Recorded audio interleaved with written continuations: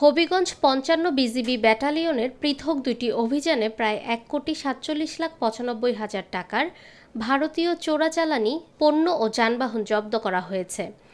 BGB সূত্রে জানা যায়, গোপন সংবাদের ভিত্তিতে ১৭ অক্টোবর শুক্রবার হবিগঞ্জ ৫৫ বিজিবি ব্যাটালিয়ন সদর থেকে একটি বিশেষ টহল দল মাধবপুর উপজেলার জগদীশপুর মুক্তিযোদ্ধা চত্বর এলাকায় অভিযান চালায়। এ সময় সন্দেহজনক একটি ট্রাক থামিয়ে তল্লাশি করে মাছের খাবার ও সারের বস্তার আড়ালে লুকানো অবস্থায় বিপুল পরিমাণ ভারতীয় জিরা উদ্ধার করে। ট্রাকসহ জব্দকৃত পণ্যের আনুমানিক মূল্য ৳১.৫ কোটি টাকা।